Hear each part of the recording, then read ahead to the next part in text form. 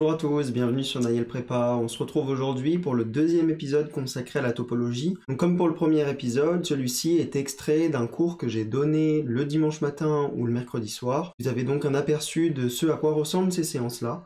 Je vous laisse tout de suite avec la deuxième partie de cette vidéo qui est consacrée à la démonstration de la convexité des boules ouvertes. Un ensemble. Donc soit E, un K, espace vectoriel. Dire que N1 et N2 sont équivalentes, euh, c'est une relation d'équivalence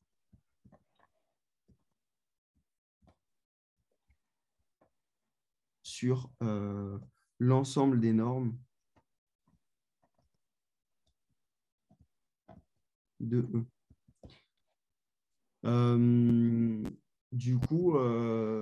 voilà. Il y a, il y a quoi? Il y a dans la démo, juste, je vous rappelle rapidement comment est-ce qu'on se souvient de manière mnémotechnique de la démo pour montrer qu'une relation est une relation d'équivalence. Je vous le marque, enfin, je ne vais pas le marquer en noir, je vais vous le marquer en gris, parce que je ne vais pas faire la démo complète, hein, mais équivalence égale, c'est moyen mnémotechnique, ça. Équivalence égale RST pour réflexive, symétrique et transitive.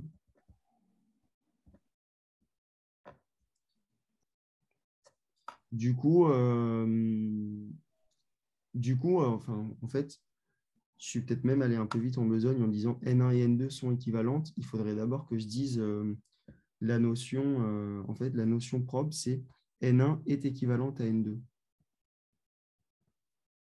Si je vais être vraiment rigoureux, N1 est équivalente à N2. Et à partir du moment où on prouve ce théorème et on prouve qu'on a une relation d'équivalence, on peut dire N1 et N2 sont équivalentes. Mais au départ, comme on ne sait pas que c'est une relation d'équivalence, on est obligé de dire qui est en relation avec qui. On ne peut pas juste dire N1 et N2, elles sont toutes les deux enfin, je ne sais pas si vous comprenez cette nuance. En fait, là, jusqu'à maintenant, ce qu'on a défini, c'est de dire qu'une norme est équivalente à une autre. Et dans le théorème, on montre que c'est une relation d'équivalence. Donc, à partir du moment où on montre que dire N1 est équivalente à N2 est une relation d'équivalence, ça veut dire que N1 est équivalente à N2, c'est la même chose que de dire N2 est équivalente à N1. Et donc, on peut juste se permettre de dire que N1 et N2 sont équivalentes. Du coup, voilà, on peut passer du coup à la notion de boule. Définition supplémentaire, on va définir la notion de boule ouverte, boule fermée, la sphère. Euh, on va prendre soit E muni d'une norme, un espace vectoriel normé, soit x0 appartient à E, et on va prendre R appartient à R étoile plus. Alors, la boule ouverte, généralement, on la note juste comme ça. La boule ouverte de centre x0 et de rayon R, c'est l'ensemble des x qui sont dans E, tel que la distance du coup entre x et x0, elle est plus petite que R. Vous voyez là déjà que on n'a pas vraiment besoin d'une norme, on a besoin d'une distance. Donc, existe aussi dans un espace métrique. La notion de boule ouverte, B x0R, on peut aussi l'écrire B0 x0R et on voit aussi la notation B avec un rond au-dessus, x0R. Si vous avez déjà vu le cours de topo, c'est ce qui va arriver un peu après, mais le chapeau avec un O au-dessus, ça veut dire que c'est un ouvert. Donc, quand on définit juste B, par convention, c'est la boule ouverte. On peut aussi l'avoir noté dans certains bouquins, BO ou B avec la notion ouvert au-dessus pour bien montrer que c'est un ouvert. La notion de boule fermée, elle est quasi tout le temps notée avec un petit F en dessous. B0 XR, et d'ailleurs, là, personne ne m'a fait la remarque, et là, c'est un strict ici. La notion de boule fermée, c'est l'ensemble des x appartient à E, tel que x moins x0 est inférieur ou égal cette fois à R. Et BF x0R, on voit aussi noter BF comme ça, x0R, et on voit aussi noter juste B, mais avec une barre au-dessus, x0R, pour montrer que c'est en fait l'adhérence de la boule ouverte, quoi. Et on a aussi la notion de sphère, qu'on va noter S0R, où là, c'est l'ensemble des x appartiennent à E, tel que x moins x0 est égal à R. Donc ça, c'est quand on est à la frontière, et là, il n'y a pas vraiment d'autre manière de noter ça. On peut aussi juste préciser que, mais on verra ça plus tard, que Sx0R, c'est aussi égal à la boule fermée x0R privée de la boule ouverte x0R. Mais ça, c'est plus une propriété qu'une définition. Petit théorème sur les boules ouvertes et les boules fermées d'ailleurs. Dans un premier temps, on va prendre E, un espace vectoriel normé. On peut dire que une boule ouverte est un convexe. Enfin, une boule ouverte de E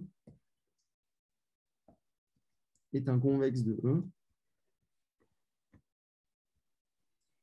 C'est aussi valable pour une boule fermée de E est un convexe de E. La démo de ça, il faut vraiment la connaître. Ça, c'est important de connaître cette démo. On va s'attaquer à cette démo. Montrer qu'une boule ouverte, c'est un convexe. Ça va être la même chose pour une boule fermée. Donc, on veut montrer que c'est un convexe. Notre objectif, oubliez jamais ça quand vous faites un exo.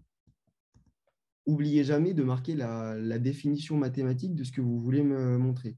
Objectif, montrer que pour tout couple XY appartient à E carré, pour tout lambda qui appartient à 0,1, on veut montrer que lambda x plus 1 moins lambda y, enfin du coup, ce n'est pas dans E, hein, c'est dans la boule, on va noter ça B carré, ça appartient encore à la boule B.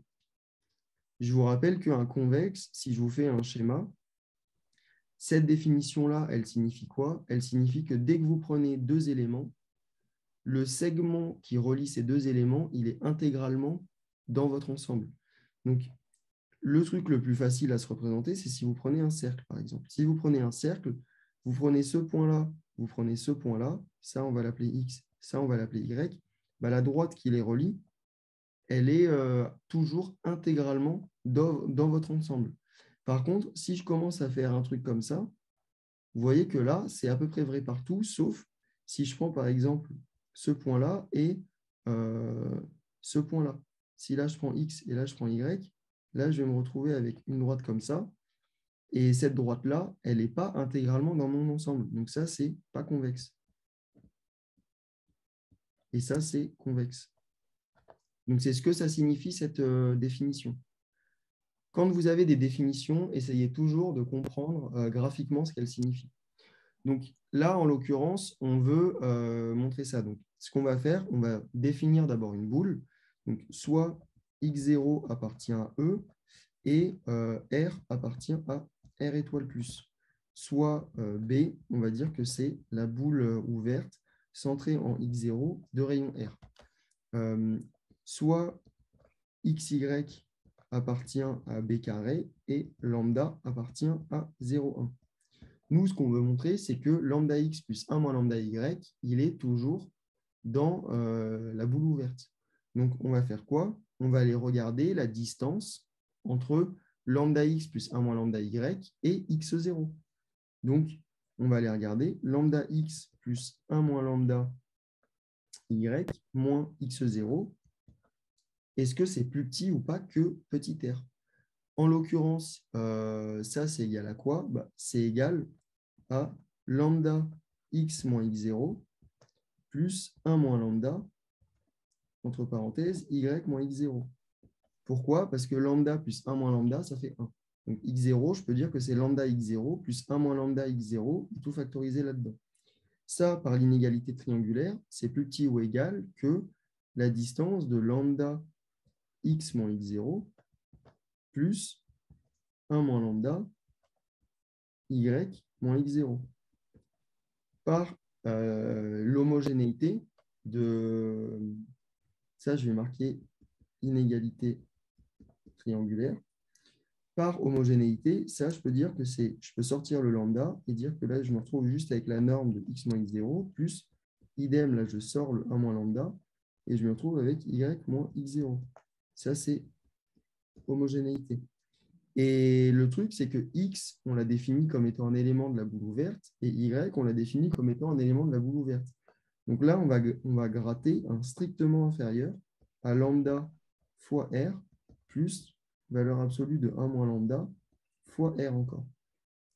Et du coup, valeur absolue de lambda plus valeur absolue de 1 moins lambda à chaque fois fois r, ça, du coup, ça va être plus petit que juste r, pour la simple et bonne raison que lambda, il est dans 0, 1.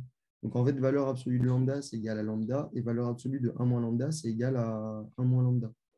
C'est plus petit que r, et j'écris juste car lambda appartient à 0, 1.